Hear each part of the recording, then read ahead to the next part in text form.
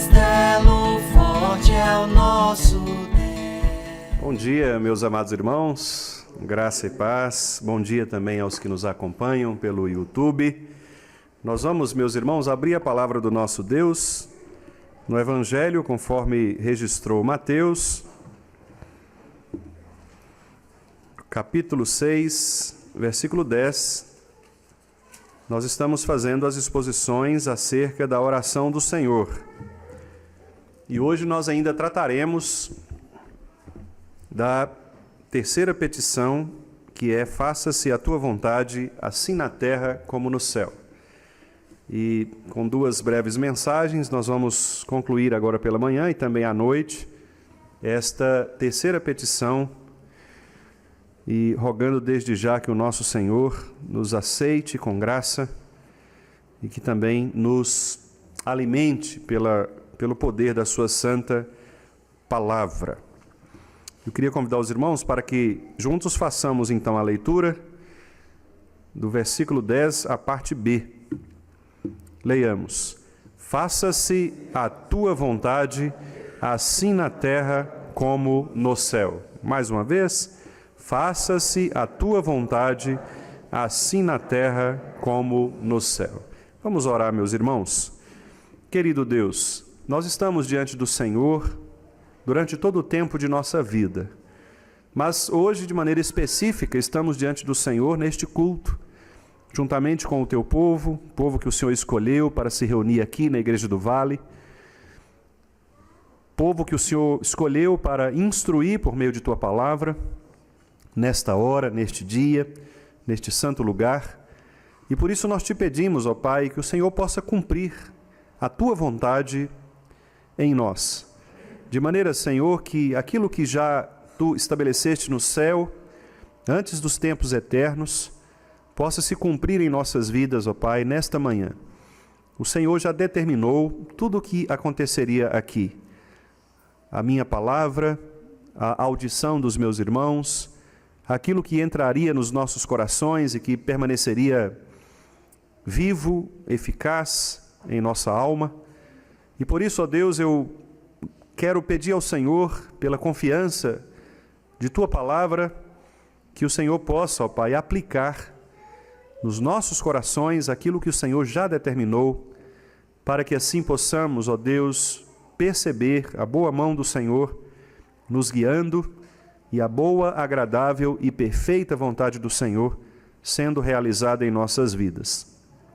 Pedimos-te, ó Deus, mais uma vez perdão pelos nossos pecados, porque sabemos que são eles que fazem separação entre nós e o Senhor, de modo que, se há pecados, ó Deus, muito dificilmente nós conseguiremos ouvir a tua voz como de fato ela deve ser ouvida.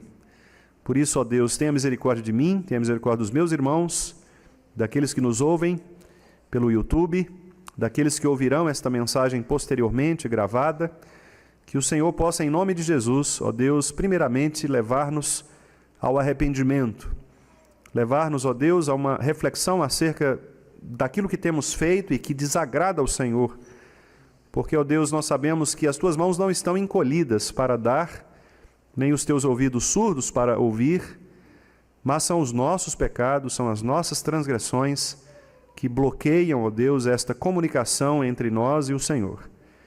Portanto, ó Deus, tenha misericórdia de nós, liberta-nos das nossas iniquidades, livra-nos dos nossos pecados, sonda, ó Deus, os nossos corações, veja se há em nós algum caminho mau, tira-nos, ó Deus, da visão errada, equivocada de tua palavra, livra-nos, ó Deus, daqueles pecados, até mesmo daqueles que nos são ocultos, que talvez nós não ainda percebamos, mas que também causam problema entre o nosso relacionamento contigo. Dá-nos, ó Deus, intimidade com o Senhor, dá-nos, ó Deus, uma fé genuína, límpida, de modo que possamos perceber a boa vontade do Senhor em nossas vidas.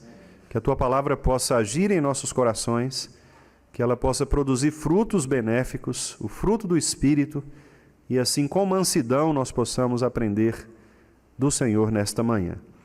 São estas as bênçãos que nós te pedimos no nome de Jesus. Amém.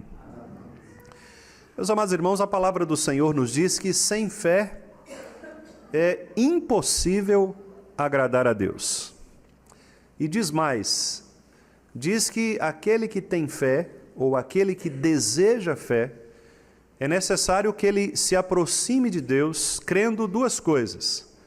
Crendo que Deus existe, mas mais do que isso, crendo que Deus ele é recompensador.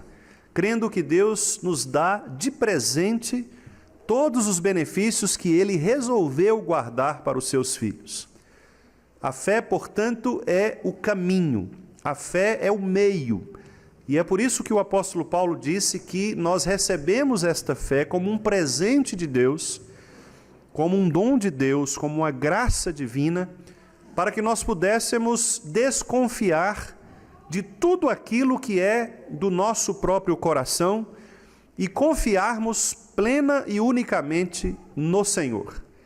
O exercício de fé, portanto, meus irmãos, é um exercício que nos leva a perceber a nossa incapacidade, a nossa total incompetência diante das questões da vida, diante dos dilemas da vida, diante dos problemas, das angústias, das aflições, e nos mostra que se nós não depositarmos de fato a nossa confiança inteiramente, plenamente, nesta graça redentora, salvadora e recompensadora do Senhor, nós não conseguiremos alcançar aquilo que é mais importante na vida cristã, que é o conhecimento de Deus e de Jesus Cristo. Portanto, o escritor aos Hebreus, inspirado pelo Espírito, acertou naquilo que é mais importante para o crente, a verdadeira fé. A fé que é de fato o dom de Deus e a fé que é o único canal para que nós possamos compreender quem Deus é, saber que Ele existe e, como eu disse, saber que Ele também é o recompensador daqueles que têm fé nele, na pessoa de Jesus Cristo. Mas, meus irmãos, nós sabemos que o pecado humano causou em nossos corações a incredulidade. E nós vivemos uma vida de incredulidade. Por mais que nós confessemos com os nossos lábios que nós cremos em Deus, que nós cremos na sua existência, por mais que nós vivamos todos os dias da nossa vida tentando trazer à memória textos bíblicos, episódios, ocasiões de personagens bíblicas, ou até mesmo as nossas próprias experiências como modelos ou como padrão para reafirmarmos a nossa crença em Deus, muitas vezes, meus amados irmãos, nós somos tomados pela incredulidade. Os irmãos se lembram de vários episódios em que isso aconteceu com homens que eram plenamente e intimamente relacionados com o Senhor. Nós podemos nos lembrar, por exemplo, desde Abraão, quando em alguns momentos ele titubeou em relação à confiança em Deus, principalmente naqueles casos envolvendo a sua esposa Sara, em que ele temeu que Sara pudesse ser abusada ali naqueles reinos por onde ele passava, e ele então tentou manipular, tentou esconder a identidade de Sara, dizendo que ela era uma meia-irmã, não era sua esposa, porque ele temia que os homens a atacassem se soubessem que ela era esposa, por ser Sara formosa, uma mulher bonita, e certamente atrairia os olhares, daqueles reinos. Também naqueles momentos em que Moisés estava sendo pressionado pelo povo, especialmente na travessia do mar, e ele também, irritado com toda aquela situação, se esqueceu por algum momento de que Deus havia dito que eles passariam pelo mar, mas ele então toca a rocha com raiva. Ele, às vezes, ali naquela ansiedade, ele acaba sendo pressionado pelo povo e, movido por esta pressão externa, ele também fraqueja na sua fé. Muitos e outros homens de Deus e mulheres fraquejaram na fé. Os discípulos que andavam com Jesus, em alguns momentos também fraquejaram, por exemplo, na distribuição dos pães e dos peixes, quando Jesus disse que aquelas pessoas seriam alimentadas, dizendo: por que vocês mesmos não dão a eles comida? E eles duvidaram do poder de Jesus, dizendo: como assim? O Senhor quer que nós saiamos para comprar pão As padarias já estão fechadas, além disso, nós não temos dinheiro suficiente. E eles estavam diante daquele que era o rei do universo e que já tinha feito, inclusive, vários milagres entre eles. Mas eles duvidaram e foi necessário que Cristo mostrasse mais uma vez o seu santo poder. Naquele outro momento em que eles estavam também no barco, a tempestade começa e de repente eles acham que vão morrer, estando Jesus ali deitado, dormindo, tranquilamente sobre o travesseiro. Mas eles também titubearam nos seus corações, se tornaram incrédulos em momentos cruciais de sua vida. Tomé, talvez o maior exemplo que nós temos no Novo Testamento, porque ficou marcado por isso, foi aquele que duvidou da própria ressurreição do Senhor Jesus Cristo, a ponto de Cristo dizer, olha, pegue aqui nas minhas mãos, veja os meus pés, veja os meus cravos, eles estão aqui para que você possa observar. Portanto, meus amados irmãos, a incredulidade não é um problema da nossa geração, não é um problema da nossa época, é um problema do ser humano, é um problema do pecado, é um problema do coração humano. O coração humano que tenta desfazer a compreensão de que o Senhor reina, o Senhor governa e de que a sua vontade soberana se cumprirá nas nossas vidas. Portanto, a maior luta contra a qual nós devemos travar neste mundo é a luta contra a incredulidade. Talvez a pergunta que nós fizéssemos de maneira direta é: como eu posso vencer a incredulidade? Como eu posso tornar-me mais crente? Como eu posso, de fato, desenvolver uma fé que não duvide? Como eu posso aumentar a minha fé a ponto de confiar no Senhor em situações extremas? E estas são perguntas difíceis de serem respondidas. Porque à medida que nós pedimos a Deus que aumente a nossa fé, nós estamos ao mesmo tempo pedindo que as suas provas também sejam ampliadas. E certamente nós passaremos por testes muito mais pesados, muito mais agressivos, muito mais duros, para de fato testarmos se estamos prontos para avançar para um próximo passo. Talvez essa seja uma das orações mais perigosas que nós possamos fazer, que é: Senhor, aumenta-nos a fé. Porque à medida que nós formos aumentando a nossa fé, o Senhor nos dará mais provas e provas mais difíceis para que nós suportemos exatamente este nível de aprendizado, para que assim possamos crescer nesta graça e crescer no conhecimento de Jesus, trazendo para os nossos corações a luta contra a incredulidade.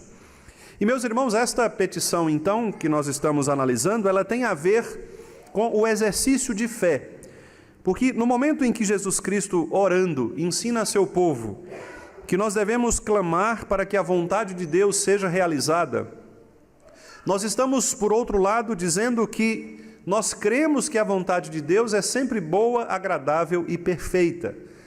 Quando nós pedimos que a vontade de Deus ela seja cumprida na terra, assim como ela é cumprida no céu, ou assim como ela está determinada no céu, nós estamos, por outro lado, aceitando tudo aquilo que Deus já estabeleceu para nós. O que implica, portanto, aceitar com um coração grato e crédulo de que tudo aquilo que Deus faz é bom. Saber que todas as coisas cooperam para o bem daqueles que amam a Deus. Saber de que Deus é bom e Ele fará para com o seu povo o que é bom. Deus nunca nos dará algo que seja contrário ao nosso bem, porque de Deus não pode vir aquilo que é mal para os seus filhos. O próprio Senhor Jesus Cristo disse que até mesmo os pais terrenos que têm a imagem e a semelhança de Deus em seus corações, eles não são capazes de dar, por exemplo, a um filho pedra quando eles lhe pedem pão. Do mesmo modo, portanto, Deus, o Pai, Ele não nos dará coisas que sejam ruins para nós. Tudo aquilo que Deus nos dá são coisas boas. Significa então que quando nós oramos, faça-se a tua vontade, nós estamos depositando no Senhor toda nossa confiança. Em outras palavras, nós estamos de fato exercendo a nossa fé, porque a fé é a certeza das coisas que nós não vemos, mas nós sabemos que elas estão preparadas para nós. Nós não vemos a vontade de Deus revelada nos céus, secreta nos céus. Nós vemos a verdade de Deus revelada nas Escrituras, mas aquela verdade secreta nos céus nós não conhecemos. Então, quando você repousa pela fé na vontade de Deus, você está admitindo que há muitas coisas que você não conhece, que você não faz ideia de que acontecerão, de que existirão, mas que elas são boas para você. E viver desta maneira, meus amados irmãos, é de fato um desafio para a vida cristã.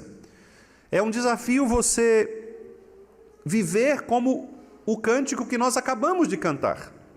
Muito embora nós cantamos, e devemos cantar mesmo, e devemos fazer desta oração a nossa prática de vida, quando nós afirmamos, não olho as circunstâncias, não olho as coisas ao redor, eu olho para Cristo, eu olho para a fé, eu olho para aquilo que Deus é, e deve ser assim mesmo.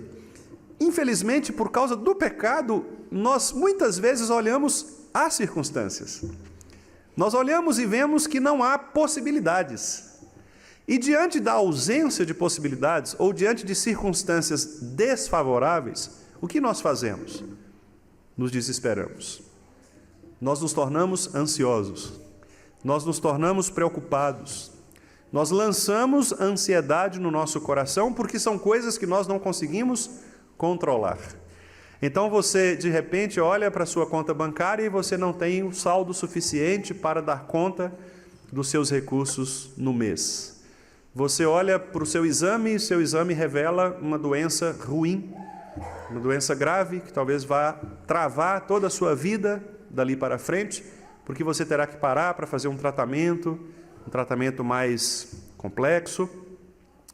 Você olha para a sua família, para a sua esposa, para o seu esposo, para o seu filho, os seus filhos, e você vê uma família se desfacelando, talvez perto de um divórcio, talvez um filho que comece a negar a fé, que deseje sair da igreja. Você começa a olhar para sua vida ao redor e você está prestes a perder o seu emprego, sem perspectiva de um outro. Mas nós acabamos de cantar, não, eu não olho as circunstâncias, eu olho para Jesus, eu olho para a fé. Mas percebem como que as circunstâncias, elas controlam o nosso coração? E como que as circunstâncias, elas nos levam a duvidar do poder de Deus, ou talvez não duvidar do próprio Deus, mas de quem sabe pensar, será que Deus está realmente preocupado, atento a esta minha situação, a este problema pelo qual eu estou passando? Então esta terceira petição, meus irmãos, nos fala sobre fé, porque ao clamarmos, faça-se a tua vontade, nós estamos de fato fazendo aquilo que o apóstolo Pedro disse que nós deveríamos fazer, que é lançar sobre ele toda a nossa ansiedade, porque ele tem cuidado de nós. É fazer aquilo que o próprio Jesus disse, não andeis ansiosos por coisa alguma, pelo que devem comer ou vestir, porque as aves não trabalham e comem, os lírios não tecem e são belíssimos. Vocês não valem mais do que estas outras coisas criadas, estes outros seres? Sim, então descansem no Senhor. Mas descansar no Senhor não é uma tarefa fácil para um coração pecador. Descansar no Senhor não é uma tarefa fácil para mim, nem para vocês, porque nós somos pecadores. E no nosso pecado nós temos muito mais a tendência de fazermos um bezerro de ouro, porque a resposta de Deus está demorando, do que confiar de que as tábuas da lei virão para guiar o nosso coração.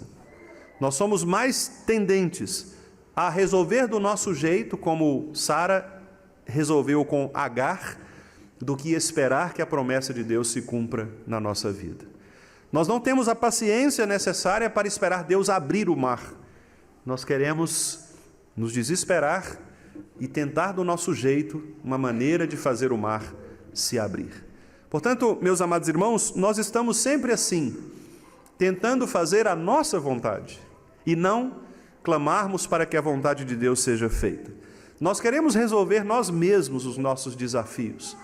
E a primeira coisa que nós fazemos ao começarmos o nosso dia não é orarmos ao Senhor pedindo a Ele sabedoria para que possa nos dar o entendimento claro daquilo que devemos fazer. A primeira coisa que nós fazemos ao começarmos o nosso dia não é entregando as nossas vidas nas mãos do Senhor, dizendo: Senhor, eu não sei o que acontecerá de mim hoje, eu não sei o que será de mim hoje, mas seja o que for, eu sei que esta é a vontade do Senhor, porque ela é boa, agradável e perfeita. Não, nós nos levantamos preocupados com as coisas que nós temos de fazer Porque para nós é muito importante nós aprendermos a controlar as situações e tirar de Deus o controle que é dele. E é nesse momento em que a nossa fé começa a se fraquejar. É nesse momento em que nós, de fato, começamos a dar murros em pontas de facas, tentando resolver as coisas pelos nossos próprios recursos, pelo nosso próprio mérito, nos esquecendo de que o Senhor é Deus sobre todos.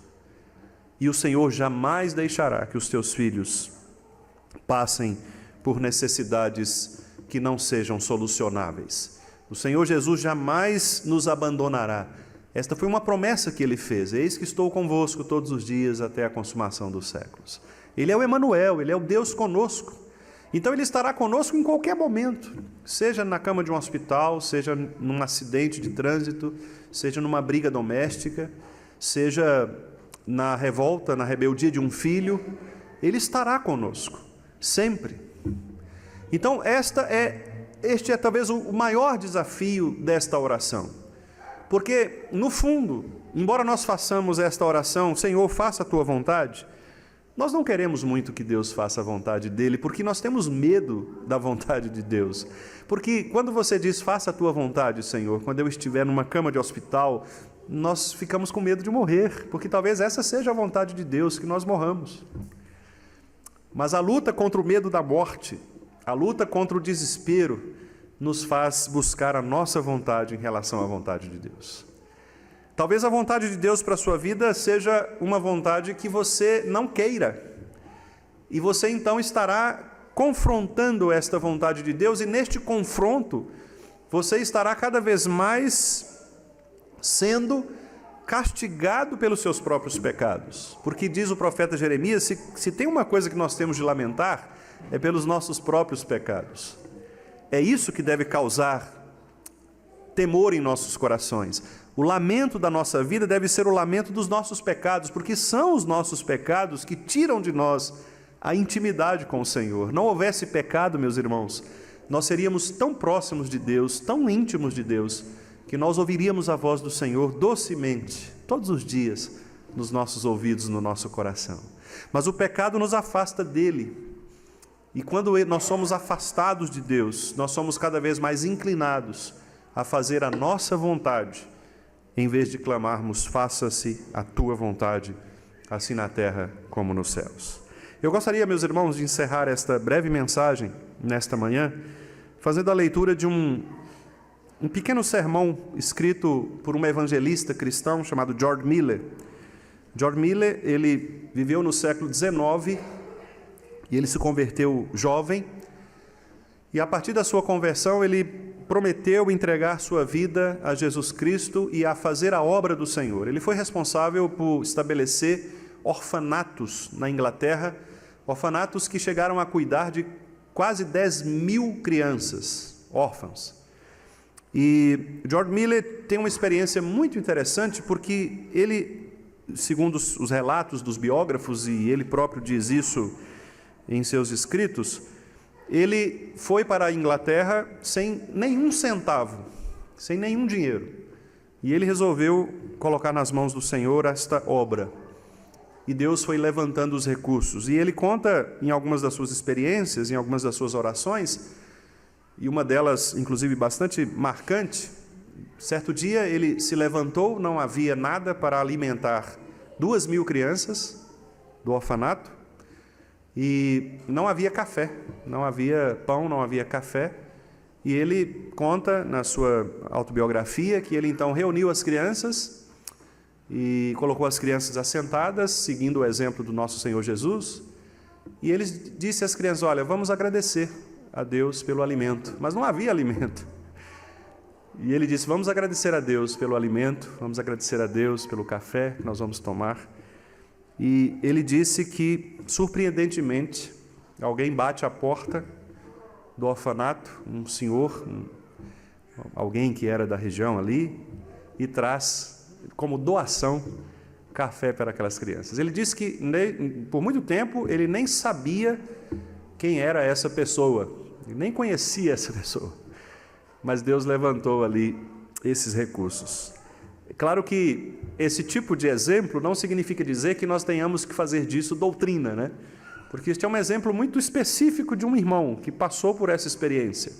Mas o que essa experiência revela é que a verdadeira fé é exatamente essa capacidade de lutar contra as possibilidades. É como nós acabamos de cantar, não olhar as circunstâncias. E veja então o que o George Miller fala sobre fé. Esse é um primeiro ponto de um pequeno sermão que ele pregou, e como eu disse, eu quero encerrar com esta citação aqui, que eu peço licença aos irmãos para ler, curta, mas muito profunda para os nossos corações. Ele diz assim: o que é fé? Na maneira mais simples de que eu sou capaz de expressar, eu respondo o seguinte: fé é a segurança de que as coisas que Deus tem dito em sua palavra são verdade, e que Ele age de acordo com a sua palavra. Esta segurança, esta confiança na palavra de Deus é a verdadeira fé. Podemos dizer que fé não é questão de impressões, nem de probabilidades, nem de aparências. As impressões vêm da razão humana, que na melhor das hipóteses não é digna de confiança. A fé, por outro lado, se baseia na invencível palavra de Deus. Não são as impressões, fortes ou fracas, que farão qualquer diferença. Temos de confiar na palavra escrita de Deus. Temos de agir com base na palavra escrita de Deus, e não em nós mesmos ou em nossas impressões. As probabilidades não devem ser levadas em consideração. Muitas pessoas estão dispostas a crer relativamente nas coisas que lhes parecem prováveis. Fé não tem nada a ver com probabilidade. A fé começa onde cessam as probabilidades, onde a visão e os sentidos falham. Muitos filhos de Deus estão desanimados e lamentam sua falta de fé. Muitos, inclusive, têm me escrito e dito que não têm impressões nem percepções e que não veem nenhuma possibilidade de que aquilo que eles desejam se realize. Mas as aparências não devem confundir a nossa fé. A questão certamente é esta: Deus falou deste assunto em sua palavra? Se falou, essa é a base da nossa fé. Por causa de tantas impressões, probabilidades, aparências e problemas sem importância relacionados à fé, é que temos tão poucas bênçãos entre nós. E ele conclui assim esse primeiro ponto. Então, meus amados amigos, vocês têm de perguntar a si mesmos se estão no íntimo de suas almas, colocando em prática a confiança no que Deus tem dito, e se estão sinceramente buscando saber se o que vocês desejam está mesmo de acordo com o que Ele diz em sua palavra. Se é assim, o seu objetivo certamente será alcançado na medida de sua confiança. Um belíssimo testemunho e uma belíssima instrução, meus irmãos. O que é a fé genuína? É a confiança na palavra de Deus. Se Deus disse: eis que estarei convosco todos os dias da sua vida, Ele estará conosco todos os dias da sua vida. Se Ele disse: tudo o que vocês pedirem ao meu Pai, em meu nome, segundo a sua vontade, Ele vai conceder, Ele vai conceder. É esta fé na promessa de Deus, na palavra de Deus, na vontade de Deus, que deve mover os nossos corações para uma vida eterna. Portanto, ao orarmos, faça-se a tua vontade, assim na terra como no céu, nós devemos estar dispostos, meus irmãos, a confiar inteiramente na palavra do Senhor e confiar inteiramente de que a palavra do Senhor, que é a vontade do Senhor, é boa, agradável e perfeita. Que Ele nos abençoe e que Ele nos dê desta fé para que vivamos uma vida cada vez mais crente, confiante, uma vida cada vez mais dependente deste nosso grande amigo, Salvador e Senhor, Jesus Cristo.